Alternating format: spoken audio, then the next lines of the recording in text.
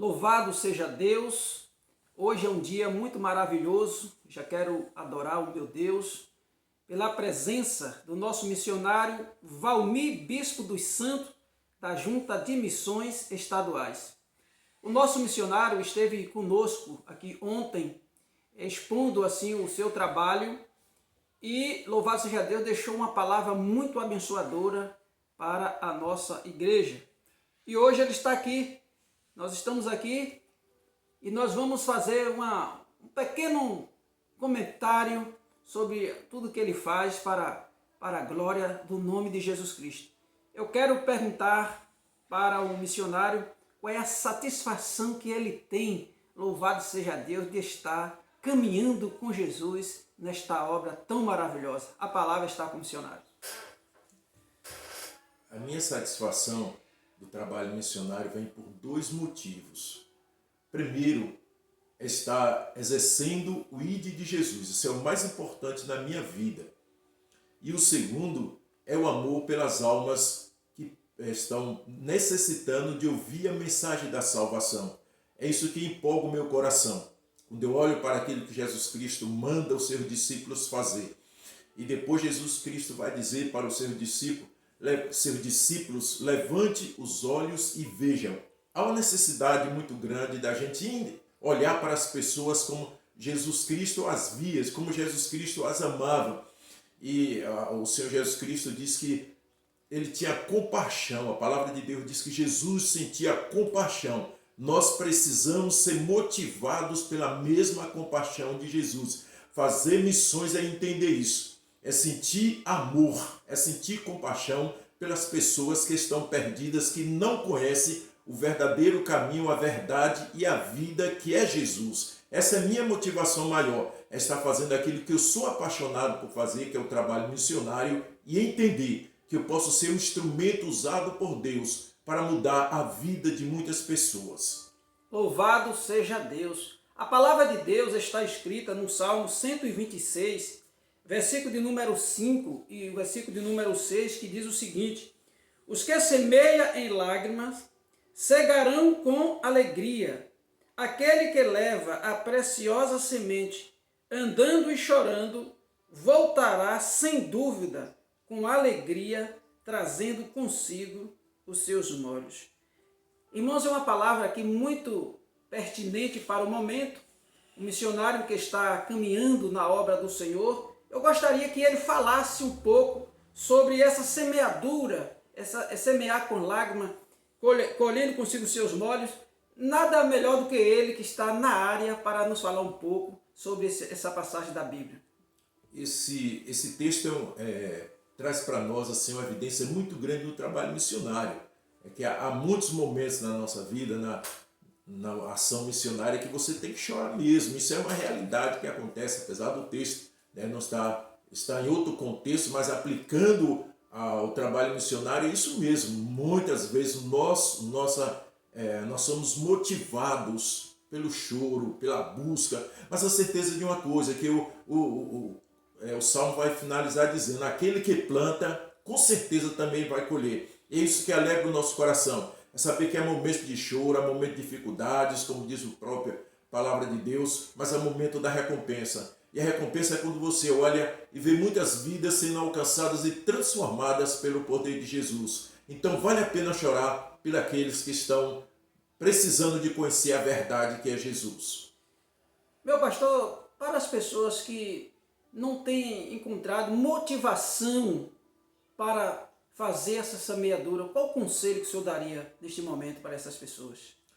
O conselho que eu dou para essas pessoas é que elas leiam a palavra e entendam que nós não estamos debaixo de uma opção. O que Jesus deixou para a igreja não é opção. Muitas vezes as pessoas não entendem que não é opção, é uma ordem. Uma ordem é diferente da opção. Jesus deu uma ordem para a igreja e nós precisamos cumprir essa ordem de Jesus. Jesus chama os seus discípulos, ele prepara os seus discípulos, mas prepara para quê? Prepara para ir para a obra. Ele disse: vocês agora vão e pregam o meu evangelho.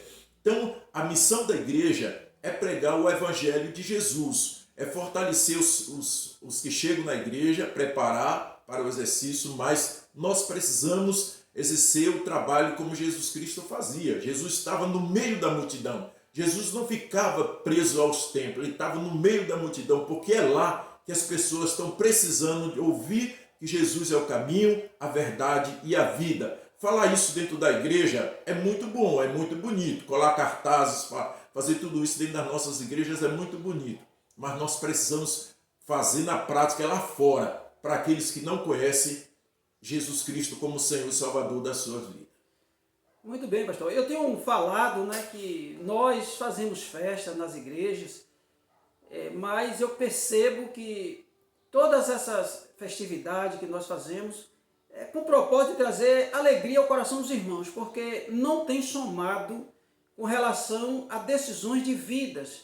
Pelo contrário, eu tive uma experiência de fazer aqui na nossa igreja, a festa de aniversário da igreja, a igreja esteve cheia, porém, para minha surpresa, não teve nenhum visitante. Este é um sinal que a igreja não está saindo para o campo de batalha, meu pastor? Com certeza, pastor. A igreja ela tem a viver assim os dois momentos. Há um momento que você faz alguma programação que é destinada, né, para os membros da igreja, mas o maior propósito da igreja é buscar aqueles que estão lá fora. Então, se nós estamos fazendo as nossas programações e olhamos para os bancos e não estamos vendo a presença dos visitantes, daqueles que não conhecem Jesus, é o sinal de que não estamos alcançando a nossa comunidade. Sempre que eu faço a programação na igreja, eu digo para os irmãos, eu não me preocupo de convidar outras igrejas para participar. Eu não me preocupo de chegar no dia da programação e a igreja está cheia de quê? De crentes de outra igreja, não. Eu quero que a igreja esteja cheia de pessoas que não conhecem o verdadeiro caminho, que é Jesus Cristo. Aí sim, aí eu vou estar feliz, que o meu objetivo são alcançar as pessoas para Jesus. A palavra de Deus, ela está escrita no Evangelho de Mateus, capítulo de número 28, verso 18, quando Jesus disse para os seus discípulos, né? É-me dado todo o poder no céu e na terra. Portanto, ide, fazei discípulos de todas as nações, batizando-as em nome do Pai e do Filho e do Espírito Santo, ensinando-os a guardar todas as coisas que eu vos tenho mandado, e eis que eu estou convosco todos os dias até a consumação do mundo. Pastor, a palavra de Deus está aqui dizendo que Jesus, ele ordenou a sua igreja a ir e fazer discípulos de todas as nações. Nós sabemos que após essa pandemia, as coisas mudaram muito para as igrejas. Muitas igrejas ficaram fechadas quase um ano com medo do vírus e muitas pessoas da igreja migraram para a igreja online, se tornaram membros dessas igrejas e não frequentam mais o templo, o que vem desvaziando muito dos nossos templos. O que o senhor tem a dizer sobre isso com relação ao que Jesus ensinou? Jesus está mandando a gente ir para um combate, louvado seja Deus, e até as pessoas ensinar a palavra de Deus, até que essas pessoas aprendam e sejam batizadas e voltem a fazer novos discípulos. Essa igreja online tem essa capacidade de desenvolver o ID de Jesus. O que é que o senhor tem a falar sobre esse assunto? Infelizmente, pastor, nós estamos vivendo essa realidade. O nosso país, praticamente, ele está em luto. Nós já passamos a marca de mais de 670 mil mortes. E o que nós podemos observar é que no meio dessa pandemia, quando a igreja precisava ser linha de frente, quando nós precisávamos nos estar chegando a tantos lares, a tantas pessoas desiludidas, tantas pessoas que perderam, né, seus entes queridos e precisam de uma palavra de conforto. Mas o que fez a igreja? A igreja recuou. Nós estamos recuados, muitos voltando aos poucos, outros ainda não voltaram. Então a igreja, que é constituída pelo Senhor para ser uma bênção para a sua comunidade, para ter uma resposta, ser uma resposta de Deus para a comunidade, infelizmente não está acontecendo isso. E parece que a gente não estamos atentos àquilo que Jesus Cristo fala dos últimos tempos. Se nós não estamos preparados para enfrentar os efeitos de um vírus, como vamos enfrentar os efeitos dos últimos tempos, como diz a palavra do Senhor? Então a igreja tem que ser linha de frente, a igreja tinha que ser a linha de frente nesse momento, mas ela está recuada, ela recuou, né? As outras instituições, elas estão aí, fazendo prevalecer as suas funções, mas a igreja ela continua recuada. Irmãos, é hora de avançar, é hora de dar resposta de Deus para aqueles que estão necessitando tanto de nós, estão necessitando tanto da igreja. É hora de dar resposta de Deus para tantas pessoas aflitas que estão aí. E nós somos esses instrumentos que Deus quer usar para a glória dele. Você, meu irmão, você, minha irmã, você é um instrumento nas mãos do Senhor. Eu gosto muito daquele texto quando Jesus Cristo diz para Ananias: esse é um vaso escolhido por mim.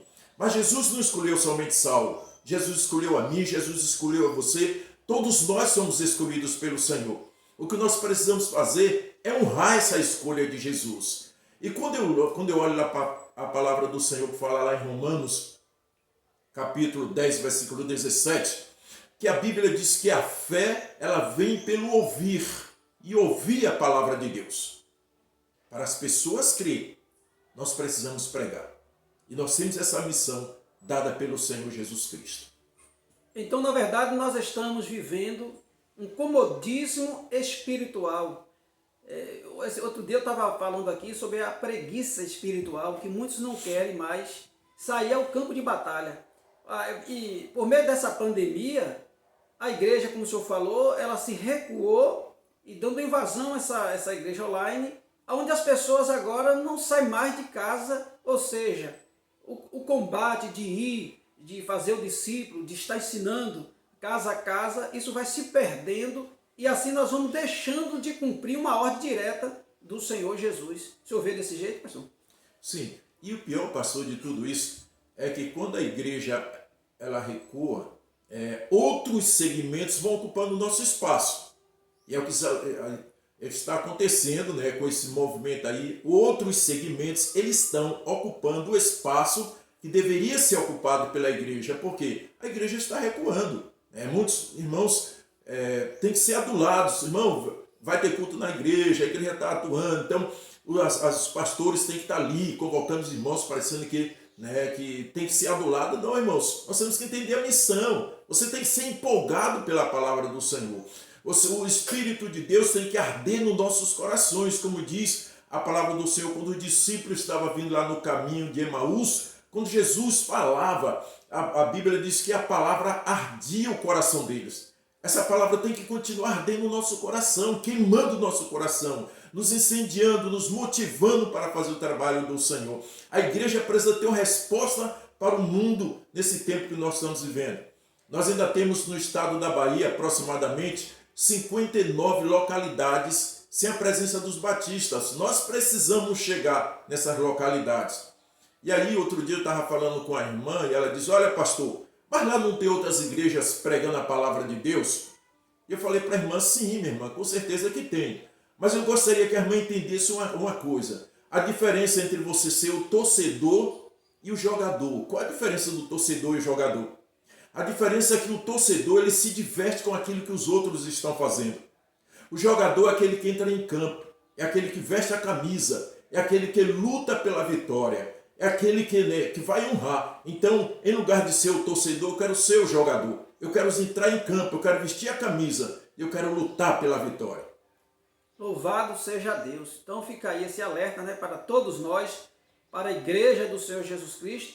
Lembrando que Jesus falou: se nós nos calarmos, as pedras clamarão. Então está quase cumprindo esta palavra, porque nesse recuo que a igreja está tendo, as pedras vão acabar clamando e cumprindo o que Jesus ele falou. Pastor, eu gostaria que o senhor falasse um pouco da sua experiência na cidade de Teolândia, não é isso? O senhor está na cidade de Teolândia. E a Teolândia passou por um momento difícil, não foi uma enchente. Eu gostaria que o senhor falasse sobre o seu trabalho nesta cidade e este momento que Teolândia passou com aquela enchente que teve, que quase que levava quase toda a cidade, é verdade? Sim, foi uma experiência assim, muito marcante. Nós estávamos saindo de uma pandemia, que foi aquele momento muito difícil. Chegamos na cidade ali, nesse período, tivemos que passar um período dentro de casa, sem poder trabalhar com a comunidade. E quando iniciamos as nossas atividades, de repente fomos surpreendidos por essa enchente. E Deus nos deu a graça de podermos estar presente ali na nossa comunidade. Nesse período nós distribuímos ali com a comunidade em torno de 450 cestas básicas para a nossa comunidade, mais de 3.000 peças de roupas. E assim a gente via a comunidade, a gente ia dormir às vezes 11 horas, 23 horas, e você acordava 4, 5 horas da manhã, à frente da missão já estava aquela fila de pessoas clamando por cesta, por atendimento. Então foi um período assim muito difícil para atender a nossa comunidade, mas que também trouxe para nós grandes experiências, porque através da ação social que nós temos que falar, mas nós temos que mostrar aquilo também que nós estamos falando para a nossa comunidade. Esse é o nosso objetivo ali, marcar, estar presente com a nossa comunidade. Também nós acabamos conhecendo um pouco da nossa comunidade, tendo um pouco de experiência, estando perto da comunidade, através desse trabalho e conhecendo um pouco do perfil da nossa comunidade. Hoje nós temos, já podemos conhecer bem mais o perfil da nossa comunidade através desse processo de ação social que nós desenvolvemos com a nossa comunidade. Então foi muito sofrido naquele momento ali, né? Muito sofrido, foi bastante sofrido. Nós enfrentamos uma pressão muito grande pelas pessoas que, na verdade, não entendiam, queriam cestas de qualquer jeito, e nem sempre a gente poderia atender toda a demanda que estava acontecendo naquele momento. Mas graças a Deus que o Senhor, pela fidelidade, bondade e misericórdia do Senhor, nos deu graça de termos atendido bem a nossa comunidade. Naquele período aqui, a nossas igrejas associadas da ABL, ela entrou em um movimento de arrecadação e enviou para muitas localidades. Não sei se chegou até lá, mas eu me lembro que foi feito aqui, se organizaram aqui as igrejas para arrecadar, para enviar, para ajudar. Que foi, a estado da Bahia passou por esse momento muito difícil de enchente e várias igrejas foram atingidas. Nossos irmãos também, teve outra cidade que eu fiquei sabendo que tem igrejas nossas que foram atingidas e a missão aqui chegou junto para ajudar a amenizar um pouco a situação. Eu acredito que cada ajuda, pastor, cada oferta que chega é bem-vinda, nesses momentos. Sim, com certeza. Nossa, a Teolândia e Venceslau Guimarães, a divisa é o rio. E Venceslau também foi muito atingido. Aí a comunidade de Venceslau também veio buscar socorro cá em Teolândia. Então nós, lá na comunidade de Venceslau, nós distribuímos mais de 100 cestas básicas também. Também nós podemos abençoar aquela comunidade de Venceslau Guimarães, visto que Venceslau Guimarães também foi um dos nossos campos missionários. Hoje nós estamos em Teolândia, mas viemos de Venceslau Guimarães, que fica 15 quilômetros distante. Amém.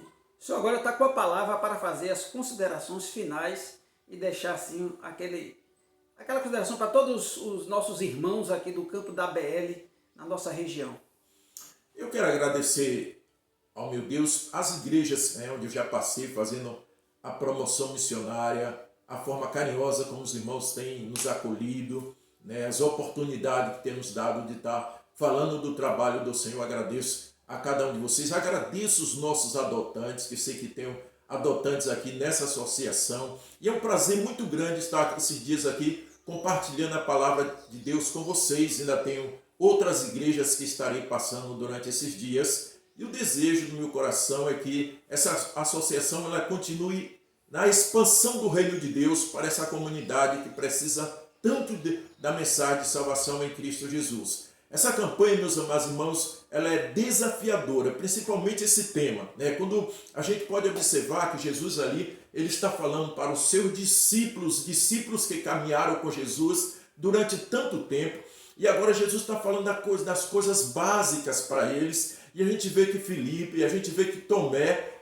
que foram os dois que expressaram as suas opiniões, eles estavam confusos, eles não entendiam o que é que Jesus estava falando. Ora, se aqueles que caminharam tanto tempo com Jesus não entenderam o que Jesus estava falando, você pode perceber agora, e quem não conhece a palavra de Deus? Então quem tem que tirar a indecisão dessas pessoas somos nós.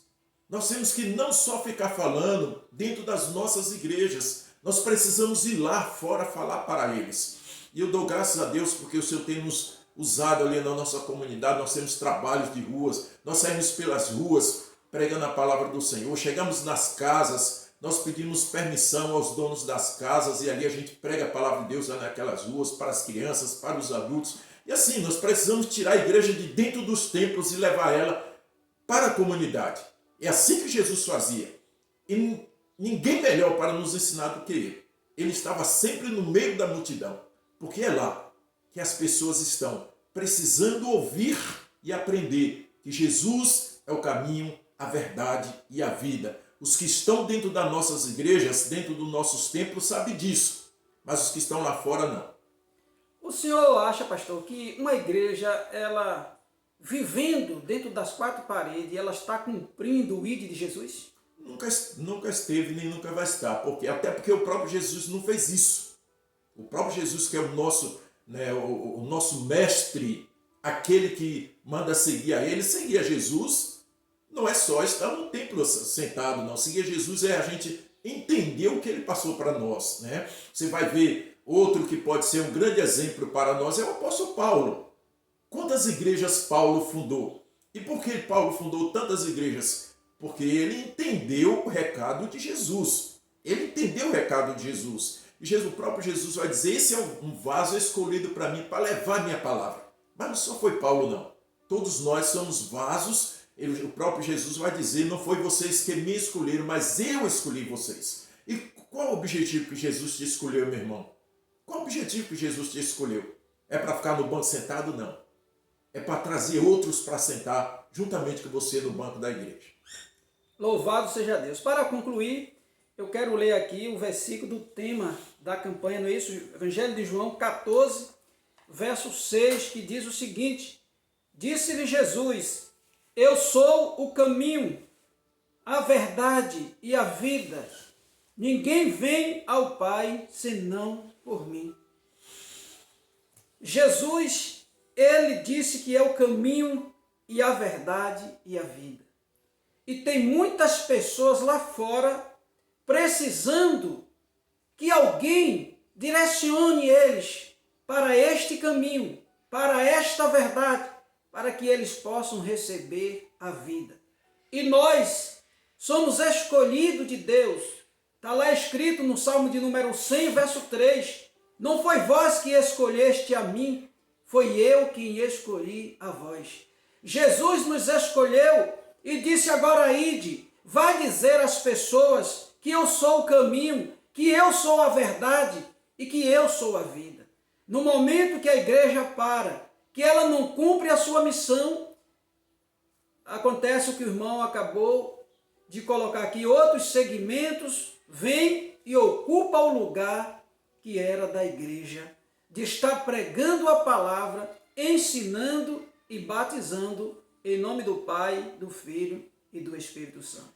Pastor, está sendo comprovado que um dos segmentos que está mais crescendo no nosso país, e não só no país, é no mundo, que lá esse problema está sendo só aqui no Brasil, não. Lá na Europa, a gente sabe que muitos países que já foram o berço do Evangelho estão fechando, muitas igrejas sendo fechadas e transformando em boates, casa noturna e por aí vai. E um dos segmentos que mais está crescendo é os sem igreja, desigrejados. E por que está acontecendo tudo isso? Será que não é o nosso recurso? Será que não é a igreja que recuou e está deixando com que a sua missão, né, o seu papel não esteja sendo exercido e por isso esse segmento está crescendo tanto? É hora da gente acordar, é hora de abrir os nossos olhos antes que seja tarde demais. Mas eu quero também, pastor, deixar um texto aqui em Lucas capítulo 14, versículos 23, que diz assim, Lucas 14, 23. Então o Senhor disse ao servo, vá pelos caminhos e velados e obrigue-os ao entrar, para que a minha casa assiste. Vá. Sempre o recado de Jesus é para ir. Sempre Jesus está enviando a sua igreja. Nós somos enviados pelo Senhor Jesus Cristo para ir aonde as pessoas estão. aqui ele está dizendo, vá e traga, porque na minha casa há ainda espaço para todos. Na casa de Jesus há espaço para seu pai, que não é crente, para sua mãe, se ainda não é crente, para seu esposo, se ainda não é crente, para sua esposa, se ainda não é crente, para seus filhos, se ainda não são crentes, para o seu patrão, se não é crente, seu empregado, se não é crente, os seus funcionários, se não são crentes. Na casa de Deus tem espaço para todos eles, mas para chegar lá você precisa ir. Esse é o nosso desafio. Jesus está mandando ir trazer, porque na casa do Pai ainda tem espaço para todos. Louvado seja Deus, nós queremos concluir aqui. Quero orar ao Senhor agradecendo por este momento marcante na minha vida, na vida da igreja. Eu acredito que a igreja entendeu o recado do Senhor. E Deus tem falado profundamente sobre o ID, mas está na hora da igreja acordar e verdadeiramente obedecer a Cristo e ao Evangelho para que outras vidas sejam salvas. Deus escolheu a igreja para ser o sal desta terra e a luz deste mundo. E nós não podemos ficar recuados, escondidos, ao ponto de nós não levar essa luz para o mundo, porque foi isso que Jesus disse, que nós somos a luz do mundo e que nós devemos levar esta luz para outras pessoas. Pai Santo, Pai querido, Deus de amor, Deus de toda bondade e misericórdia, eu quero te agradecer por este momento maravilhoso de estar aqui com teu servo missionário, dando este forte testemunho, ó Deus, para o mundo, Senhor. Que essas palavras possam chegar no coração de muitas pessoas e possam ser despertadas por Ti para a Tua missão. Perdoa-nos, ó Deus, pela nossa negligência e que o Senhor nos ajude, em nome de Jesus Cristo. Senhor, venha nos encher de autoridade do Teu poder e do Teu Espírito.